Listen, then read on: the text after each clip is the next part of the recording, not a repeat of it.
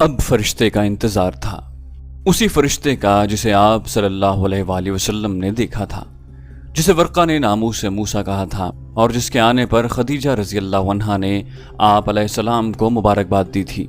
انتظار کرتے رہے لیکن جبریل نہ آئے۔ آپ صلی اللہ علیہ وآلہ وسلم پر کوئی وحی نہ آئی۔ دل میں پھر ایک طوفان اٹھا، اس وقت میں کیا کروں؟ لوگوں کو کس طرح دعوت دوں؟ یہ سمجھانے کے لیے جبریل کیوں نہ آئے؟ جبریل نے ملنا کیوں چھوڑ دیا؟ جبریل پھر کوئی پیغام کیوں نہ لائے؟ آپ صلی اللہ علیہ وآلہ وسلم بہت فکر مند ہوئے۔ دمکتا ہوا چہرہ بجھ گیا، ہنستا ہوا دل رونے لگا۔ بی بی خدیجہ کا بھی یہی حال تھا، وہ بھی آپ صلی اللہ علیہ وآلہ وسلم کی طرح بہت فکر مند ہوئیں۔ رات و دن غم میں گھلنے لگی، لیکن ضبط سے کام لیا، دل کا غم چہرے پر نہ آنے دیا۔ جہاں تک ہو سکا تسلی دی، جس طرح ہو سکا آپ صلی اللہ علیہ وآلہ وسلم کا دل بہلایا۔ آپ صلی اللہ علیہ وآلہ وسلم پھر غار حرا جانے لگے۔ دن رات وہیں رہتے، عبادت کرتے اور اپنے رب سے کہتے، اے میرے رب، تو نے مجھے نبی بنایا تھا، پھر یہ کیا ہو گیا؟ تو نے مجھے چھوڑ کیوں دیا؟ غم سے سینہ جل رہا تھا، ایک آگ تھی جو سلگ رہی تھی، ایک شعلہ تھا جو دہک رہا تھا۔ کبھی بے خود ہو کر آپ صلی اللہ علیہ وآلہ وسلم گھاٹیوں میں پھرنے لگتے، کبھی پہاڑ کی چوٹیوں پر چڑھ جاتے اور چاہتے کہ کود جائیں۔ اتنے میں حضرت جبریل علیہ السلام آ جاتے اور آپ صلی اللہ علیہ وآلہ وسلم کو اطمینان دلاتے۔ وہ کہتے، آپ سچ مچ اللہ کے نبی ہیں۔ اس سے آپ صلی اللہ علیہ وآلہ وسلم کو سکون ہو جاتا اور آپ واپس چلے جاتے۔ کچھ دنوں بعد پھر وہی کیفیت ہوتی اور پھر پہاڑی پر چڑھ جاتے۔ حضرت جبریل علیہ السلام پھر سامنے آتے اور اسی طرح اطمینان دلاتے، اور آپ صلی اللہ علیہ وآلہ وسلم واپس چلے جاتے۔ آپ کے دل پہ کیسی چوٹ تھی، روح میں کتنی چبھن تھی، ذہن پہ کتنا بوجھ تھا، وہی کا رک جانا کتنا بڑا عذاب تھا۔ شاید رب نے مجھے چھوڑ دیا، یہ خیال ایک چبھتا ہوا نشتر تھا۔ ایک دن آپ صلی اللہ علیہ وآلہ وسلم کہیں سے گزر رہے تھے، یک آسمان سے آواز آئی۔ سر اٹھا کر دیکھا تو وہی فرشتہ جو غار حرا میں آیا تھا فضا میں ایک کرسی پر بیٹھا تھا۔ فرشتے کو دیکھتے ہی آپ صلی اللہ علیہ وآلہ وسلم ہلنے لگے، کانپنے اور لرزنے لگے۔ پہلی بار بھی آپ صلی اللہ علیہ وآلہ وسلم کا جسم کانپ رہا تھا، ہوا کے پتوں کی طرح ہل رہا تھا۔ کیا یہ کانپنا اسی طرح کا تھا؟ کیا یہ ہلنا اسی جیسا تھا؟ خوف اور گھبراہٹ کا، رعب اور دہشت کا؟ نہیں، اس میں مسرت کی حلاوت تھی، خوشی اور اطمینان کی ٹھنڈک تھی۔ آپ صلی اللہ علیہ وآلہ وسلم اسی حال میں گھر آئے، فرمایا مجھے کچھ اوڑھا دو۔ آپ صلی اللہ علیہ وآلہ وسلم پر ایک چادر ڈال دی گئی کہ اتنے میں وہی فرشتہ وہی لے کر آیا۔ سورہ مدثر 1:5۔ اے کپڑے میں لپٹنے والے، اٹھو، لوگوں کو ڈراؤ اور اپنے رب کی بڑائی بیان کرو، اور اپنے دل پاک رکھو، شرک کی ناپاکی سے الگ رہو۔ اب کلیجے کو ٹھنڈک نصیب ہو گئی، ذہن کو سکون مل گیا، طبیعت کو اطمینان ہو گیا، سب اندیشے دور ہو گئے، سارے خطرے جاتے رہے۔ رہی حضرت خدیجہ رضی اللہ عنہا تو نہ پوچھو ان کا کیا حال تھا۔ دل گلاب تھا اور چہرہ دمکتا ہوا شہاب، کیونکہ ان کی تمنا پوری ہو گئی، ان کی آرزو بر آئی۔ وہی کا انتظار تھا اور وہی پھر آ گئی۔ اس کے بعد کئی بار وہی آئی، حضرت جبریل علیہ السلام آتے رہے، رب کا پیغام سناتے رہے، لیکن خدا کا کرنا کچھ دنوں بعد وہی پھر رک گئی۔ دعوت کا سلسلہ شروع ہو چکا تھا، کافروں کی طرف سے مخالفت بھی ہو رہی تھی، مخالفت کے لیے تنکے کا سہارا کافی تھا۔ وہی کا رک جانا تو خیر بہت بڑی بات تھی۔ انہوں نے اس موقع سے فائدہ اٹھایا، بولے یہ تو خوب نبی ہیں۔ 2-4 دن آسمان سے بات چیت رہی، جبریل کا آنا جانا رہا اور پھر غائب، کلام پیام سب بند۔ تو بھائی محمد صلی اللہ علیہ وآلہ وسلم، معلوم ہوتا ہے تمہارا رب تم سے روٹھ گیا ہے، اسی لیے تو اتنے دنوں سے یاد نہیں کیا۔ وہی کا رک جانا تو آپ صلی اللہ علیہ وآلہ وسلم پر یوں ہی بار ہوتا، اور پھر کافروں کا تانا طبع نازک پر تیر کا کام کرتا۔ آپ سخت بے چین ہوئے، لیکن زیادہ دن نہ ہوئے کہ حضرت جبریل پھر وہی لے کر آ گئے۔ سورہ دحا، گواہ ہے سورج کی روشنی اور رات کی تاریکی جب وہ چھا جائے۔ آپ کے رب نے نہ آپ کو چھوڑا ہے نہ آپ سے نہ خوش ہے، اور آپ کے لیے انجام ابتدا سے بہتر ہے۔ جلد ہی آپ کا رب آپ کو دے گا اور آپ خوش ہو جائیں گے۔ کیا ایسا نہیں کہ اس نے آپ کو یتیم پایا تو ٹھکانہ دیا، بے خبر پایا تو سیدھی راہ سجھائی، اور محتاج پایا تو مالدار کر دیا؟ تو آپ کسی یتیم کے ساتھ سختی نہ کریں، نہ کسی سائل کو چھڑکیں، اور اپنے رب کی اس نعمت کا چرچا کرتے رہیں۔ اللہ اللہ، خدا آپ صلی اللہ علیہ وآلہ وسلم سے ناراض نہیں ہوا، ناخوش ہو کر چھوڑ نہیں دیا، بلکہ رحمتوں سے ڈھانپ لیا، نعمتوں سے نہال کر دیا۔ اب وہی برابر آنے لگی۔ آپ صلی اللہ علیہ وآلہ وسلم کے پاس حضرت جبریل علیہ السلام آتے، آپ کو اللہ کی آیتیں سناتے اور بتاتے کہ کیا کریں، کس طرح کریں۔ حضرت جبریل علیہ السلام نے بتایا کس طرح وضو کریں، کس طرح نماز پڑھیں۔ ایک دن آپ صلی اللہ علیہ وآلہ وسلم مکہ کے بالائی علاقے میں تھے۔ حضرت جبریل علیہ السلام آئے، آپ کے سامنے وضو کیا اور بتایا جب نماز پڑھنی ہو تو اس طرح پاک ہو۔ آپ نے بھی اسی طرح وضو کیا۔ پھر حضرت جبریل علیہ السلام کھڑے ہوئے، آپ صلی اللہ علیہ وآلہ وسلم کو نماز پڑھ کر دکھائی۔ آپ صلی اللہ علیہ وآلہ وسلم نے بھی انہی کی طرح نماز پڑھی۔ اس کے بعد حضرت جبریل علیہ السلام چلے گئے۔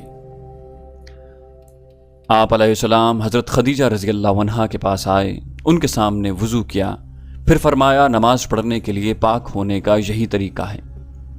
بی بی خدیجہ نے بھی اسی طرح وضو کیا۔ پھر آپ صلی اللہ علیہ وآلہ وسلم نماز کے لیے کھڑے ہو گئے۔ بی بی خدیجہ نے آپ علیہ السلام کے ساتھ نماز پڑھی۔ حضرت علی بھی آپ صلی اللہ علیہ وآلہ وسلم کے ہی زیر پرورش تھے، آپ علیہ السلام کے ساتھ ہی رہتے تھے۔ انہوں نے آپ کو نماز پڑھتے دیکھا، بی بی خدیجہ کو بھی دیکھا۔ انہوں نے دیکھا کہ آپ صلی اللہ علیہ وآلہ وسلم دونوں رکوع اور سجدے کر رہے ہیں، پیاری پیاری آیتیں پڑھ رہے ہیں۔ ان آیتوں میں اچھی اچھی باتیں ہیں، پیاری پیاری باتیں ہیں۔ حضرت علی تعجب سے یہ سب دیکھتے رہے۔ ان کو پیارے نبی صلی اللہ علیہ وآلہ وسلم سے بے انتہا محبت تھی، آپ کی ہر ادا محبوب تھی۔ آپ صلی اللہ علیہ وآلہ وسلم کی ہر بات انہیں دل و جان سے عزیز تھی۔ وہ آپ صلی اللہ علیہ وآلہ وسلم کو ہی دیکھ کر ہر کام کرتے۔ آپ علیہ السلام جو کہتے بے تکلف مان لیتے۔ لیکن آج تو میں پہلی بار دیکھ رہا ہوں، اور کبھی تو آپ صلی اللہ علیہ وآلہ وسلم اس طرح سجدے نہ کرتے تھے۔ اتنی پیاری آیتیں بھی میں نے آج ہی سنی۔ حضرت علی گہری سوچ میں پڑ گئے۔ آپ صلی اللہ علیہ وآلہ وسلم نماز سے فارغ ہوئے تو پوچھا، بھائی جان یہ کیا ہے؟ حضور صلی اللہ علیہ وآلہ وسلم نے فرمایا کہ یہ اللہ کا دین ہے، اسی دین پر چلنے کا اللہ نے حکم دیا ہے۔ اللہ کے جتنے رسول آئے سب یہی دین لے کر آئے تھے۔ حضرت علی کو بہت تعجب ہوا۔ انہوں نے پوچھا، اچھا یہ رکوع اور سجدے کیسے؟ حضور صلی اللہ علیہ وآلہ وسلم نے فرمایا، اللہ نے مجھے نبی بنایا ہے، مجھ پر اپنا کلام اتارا ہے تاکہ لوگوں کو اچھی باتیں بتاؤں۔ لوگ بھٹک رہے ہیں، ان کو سیدھی راہ دکھاؤں، ان کو اللہ کی عبادت پر ابھاروں۔ یہ رکوع اور سجدے ہم اسی اللہ کو کرتے ہیں۔ حضرت علی نے کہا، یہ تو بڑی اچھی چیز ہے، تو کیا جس پر آپ ایمان لائے ہیں میں بھی لا سکتا ہوں؟ کیا آپ کی طرح میں بھی عبادت کر سکتا ہوں؟ کیا آپ کے ساتھ میں بھی نماز پڑھ سکتا ہوں؟ حضور صلی اللہ علیہ وآلہ وسلم نے فرمایا، ہاں پیارے بھائی، اللہ ایک ہے، اس کا کوئی شریک نہیں، وہی عبادت کے لائق ہے، تم بھی اسی کی عبادت کرو۔ لات و عزا کو چھوڑ دو، جتنے بت ہیں سب کو چھوڑ دو۔ حضرت علی نے کہا، اچھا ذرا میں ابا جان سے پوچھ لوں۔ رات بھر حضرت علی کو نیند نہ آئی، وہ جاگتے رہے۔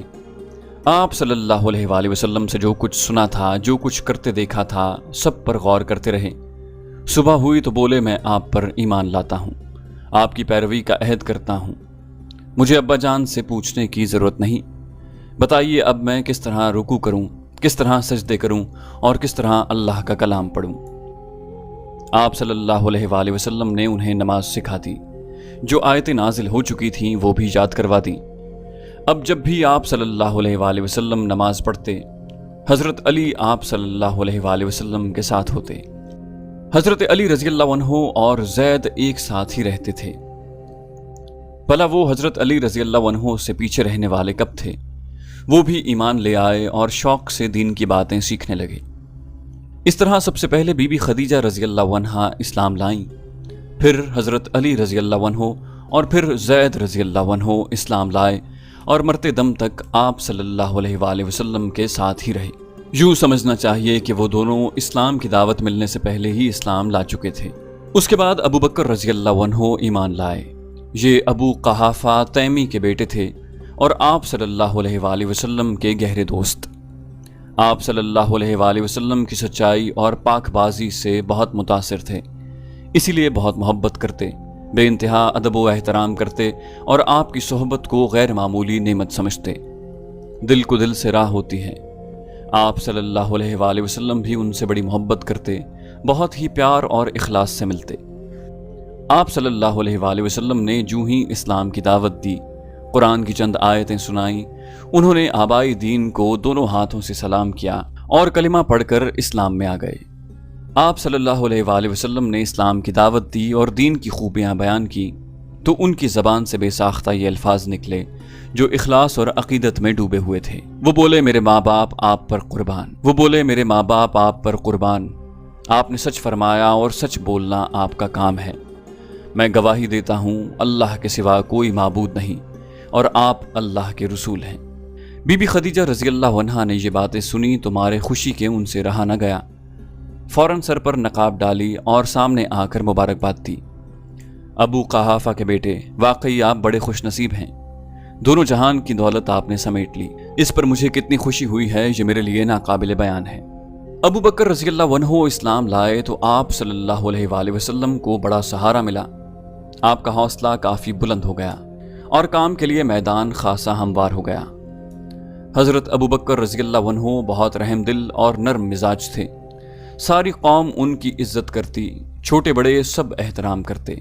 وہ قریش کے بہت اونچے گھرانے سے تھے، ان کے بھلے برے سب ان کی نگاہ میں تھے۔ تجارت ان کا پیشہ تھا، اس میں بڑی برکت ہوئی، اللہ نے خوب دولت دی، دولت کے ساتھ دل بھی دیا، مال آتا رہتا، دل کھول کر خرچ کرتے رہتے۔ سوجھ بوجھ اور دانائی بالا کی تھی، مشکل سے مشکل بات چٹکی بجاتے حل کر دیتے، ہر معاملے میں لوگ ان سے مشورہ کرتے، یوں بھی ان کے پاس آ کر بیٹھا کرتے۔ ان میں کچھ باتیں ایسی تھیں جو دلوں کو موہ لیتی۔ اب ابو بکر رضی اللہ عنہ بھی اسلام پھیلانے لگے۔ جو لوگ ان کی سوجھ بوجھ اور ایمانداری سے متاثر تھے ان کو دین کی باتیں بتاتے اور اسلام لانے کی دعوت دیتے۔ بہتوں نے ان کی بات مان لی اور اسلام لے آئے۔ جو لوگ پہلے اسلام لائے وہ یہ ہیں: عثمان بن عفان رضی اللہ عنہ، زبیر بن عوام رضی اللہ عنہ، عبد الرحمن بن عوف رضی اللہ عنہ، سعد بن ابی وقاص رضی اللہ عنہ اور طلحہ بن عبید اللہ رضی اللہ عنہ۔ یہ سارے لوگ حضرت ابو بکر رضی اللہ عنہ سے متاثر ہو کر اسلام لائے۔ پھر جراح کے بیٹے ابو عبیدہ رضی اللہ عنہ اور ابو ارقم رضی اللہ عنہ کے بیٹے ارقم اسلام لائے۔ پھر بہت سے لوگ اسلام لائے، مرد بھی عورتیں بھی۔ جو عورتیں اسلام لائیں ان میں پیارے نبی صلی اللہ علیہ وآلہ وسلم اور حضرت ابو بکر رضی اللہ عنہ کی بیٹیاں بھی شامل تھیں۔ اسلام رفتہ رفتہ پھیلتا رہا، لوگ مسلمان ہوتے لیکن کھلم کھلا اسلام کا اعلان نہ کرتے۔ ابھی آپ صلی اللہ علیہ وآلہ وسلم نے بھی کھل کر کام نہیں شروع کیا تھا، ابھی کھل کر لوگوں کو اسلام کی دعوت نہیں دی تھی۔ جو مسلمان تھے وہ بھی اپنے اسلام کو چھپاتے اور اندر ہی اندر دین کی تبلیغ کرتے۔ جن لوگوں میں ایمانداری کی بو پاتے اور کچھ حق کی طلب محسوس کرتے ان کو دین کی دعوت دیتے۔ قریشی سرداروں کی نظروں سے بہت بچ کر رہتے۔ قرآن کی تلاوت کرنی ہوتی یا آیتیں یاد کرنی ہوتی تو بستی کے باہر نکل جاتے، نماز کا وقت ہوتا تو چھپ چھپا کر غاروں میں چلے جاتے، وہاں اطمینان سے نماز ادا کرتے اور پرانے مسلمان نئے مسلمانوں کو سورتیں یاد کرواتے، دین کی باتیں بتاتے۔ کسی طرح کافروں کو کچھ سن گن مل گئی، اب سارا بھید جاننے کی فکر ہوئی، وہ مسلمانوں کی ٹوہ میں لگ گئے تھے۔ چنانچہ بہت جلد ساری باتیں معلوم ہو گئیں۔ وہ جان گئے مسلمان غاروں میں جا کر نمازیں پڑھتے ہیں اور باہم کوئی نیا دین سیکھتے سکھاتے ہیں۔ انہیں معلوم ہو گیا کہ آپ صلی اللہ علیہ وآلہ وسلم توحید کی دعوت دیتے ہیں، شرک و بت پرستی سے روکتے ہیں۔ بتوں کی دنیا میں توحید کی آواز کتنی عجیب آواز تھی۔ کیا محمد صلی اللہ علیہ وآلہ وسلم ابو طالب کا یتیم نبی ہونے کا دعویٰ کرتا ہے؟ کیا وہ سب کو اپنے دین سے پھر جانے پر ابھارتا ہے؟ کیا وہ دیوتاؤں سے بے وفائی پر اکساتا ہے؟ قومی دین سے بغاوت، آبائی دین سے عداوت۔ کیا محمد صلی اللہ علیہ وآلہ وسلم کی یہ ہمت ہو گئی ہے؟ ہر سو ایک ہلچل مچ گئی، ہر طرف ایک ہنگامہ بپا ہو گیا، جسے دیکھیے غصے سے بے تاب تھا۔ کسی نے تو کہا کہ آپ صلی اللہ علیہ وآلہ وسلم پر جن کا اثر ہے اور کوئی بات نہیں۔ کسی نے کہا اس کو نام و نمود کی ہوس ہے، ایک نشہ ہے جس کو زمانہ خود ہی اتار دے گا، ہمیں کچھ کرنے کی ضرورت نہیں۔ یہ سوچ کر آپ صلی اللہ علیہ وآلہ وسلم کو لائق التفات ہی نہ سمجھا۔ کچھ ایسے بھی تھے جو اس نئے دین کی طرف متوجہ ہوئے، ان کو خیال ہوا چلیں اس دین کو بھی جانچیں، پرکھیں، دیکھیں اس میں کیا ہے، ہو سکتا ہے کوئی کام کی چیز مل جائے، نقصان تو ہوگا نہیں، ہوگا تو فائدہ ہی ہوگا۔ یہ سوچ کر وہ جائزہ لیتے، اس میں ان کو اچھائیاں ہی اچھائیاں نظر آتی اور بالآخر وہ اسلام لے آتے۔ ابو طالب کے بھی دل میں آیا چلیں بھتیجے سے ملیں، دیکھیں اس نے کیسا دین نکالا ہے۔ ایک دن ابو طالب اسی ارادے سے گھر سے نکلے، ساتھ میں حضرت علی رضی اللہ عنہ کے بھائی جعفر بھی تھے۔ آئے تو دیکھا آپ صلی اللہ علیہ وآلہ وسلم ایک گھاٹی میں نماز پڑھ رہے ہیں، ساتھ میں لخت جگر علی رضی اللہ عنہ بھی ہیں۔ دونوں آبادی سے بہت دور آ کر نماز پڑھ رہے تھے۔ کیوں؟ ان کے اور ان کے ساتھیوں کے ڈر سے۔ آپ صلی اللہ علیہ وآلہ وسلم نماز سے فارغ ہوئے تو ابو طالب بولے، بھتیجے یہ کیسا دین اپنایا ہے؟ آپ صلی اللہ علیہ وآلہ وسلم نے فرمایا، چچا یہ اللہ کا دین ہے، اس کے فرشتوں کا دین ہے، یہی سارے نبیوں اور رسولوں کا دین ہے، دادا ابراہیم علیہ السلام کا بھی یہی دین ہے۔ اللہ نے یہ دین دے کر مجھے دنیا کی ہدایت کے لیے بھیجا ہے۔ چچا جان آپ کا مجھ پر سب سے زیادہ حق ہے، میری خیر خواہی کہ آپ سب سے زیادہ مستحق ہیں۔ آپ کے ساتھ میری سب سے بڑی خیر خواہی یہی ہے کہ آپ کو اس دین کی دعوت دوں۔ آپ کو بھی چاہیے میری اس خواہش کو ٹھکرائیں نہیں۔ ابو طالب رضی اللہ عنہ بولے، بھتیجے باپ دادا کا دین چھوڑنا ممکن نہیں، البتہ میری ہمدردیاں تمہارے ساتھ ہیں، جب تک جان میں جان ہے کوئی تمہارا بال بیکا نہیں کر سکے گا۔ پھر حضرت علی کی طرف متوجہ ہوئے اور کہا، بیٹے اس دین میں تو آ گئے ہو لیکن اسے سمجھتے بھی ہو؟ حضرت علی رضی اللہ عنہ نے کہا، ابا جان میں خدا اور اس کے رسول پر ایمان لایا ہوں، وہ جو کچھ کہتے ہیں اس کو مانتا ہوں، رب کو خوش کرنے کے لیے نمازیں بھی پڑھتا ہوں۔ ابو طالب بولے، بیٹے محمد صلی اللہ علیہ وآلہ وسلم بھلی ہی باتیں بتاتے ہیں، وہ جیسا کہیں ویسا ہی کرنا۔ پھر جعفر سے کہا، بیٹے تم بھی بھائی کے ساتھ نمازیں پڑھا کرو۔ ابو طالب خود تو اسلام نہیں لائے مگر بیٹوں کے لیے اسلام کو ہی پسند کیا۔ نمازی جب نماز پڑھتے تو قریش ان کا مذاق اڑاتے، وہ رکوع کرتے تو یہ قہقہہ لگاتے، وہ سجدہ کرتے تو یہ جملے کستے۔ روز بروز یہ چیزیں بڑھتی گئیں، دشمنوں نے اسے ایک ہنسی دل لگی کا سامان بنا لیا۔ مسلمان مکے کی گھاٹیوں میں عصر اور چاشت کی نمازیں پڑھا کرتے، یہ بھی وہیں جاتے، کچھ آنکھیں مارتے، کچھ اشارے کرتے اور پھر زور کے قہقہے لگاتے۔ اتفاق سے ایک دن مسلمانوں کو غصہ آ گیا، جوش سے بے قابو ہو گئے، پھر فریقین کی آستینیں چڑھ گئیں اور جنگ شروع ہو گئی۔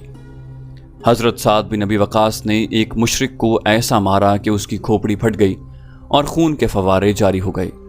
جتنا ہو سکتا پیارے نبی صلی اللہ علیہ وآلہ وسلم مشرکوں سے بچ بچا کے رہتے تاکہ مسلمان ان کی زیادتیوں سے محفوظ رہیں۔ چنانچہ قرآن سنانا ہوتا یا کوئی نئی وحی ہوتی تو سب کو دار ارقم میں لے کر چلے جاتے۔ یہ حضرت ارقم رضی اللہ عنہ کا گھر تھا، صفا پہاڑی پر واقع تھا۔ آپ صلی اللہ علیہ وآلہ وسلم کو 3 سال ہو گئے، ہر ایک جان گیا آپ علیہ السلام ایک نئے دین کی دعوت دیتے ہیں۔ سب کو معلوم ہو گیا کہ آپ صلی اللہ علیہ وآلہ وسلم زور پکڑ رہے ہیں اور ساتھ ہی کافی بڑھ رہے ہیں۔ اب اللہ کا حکم ہوا کہ آپ صلی اللہ علیہ وآلہ وسلم کھلم کھلا دعوت دیں، جو کام چھپ کر کرتے تھے اب اعلانیہ کریں۔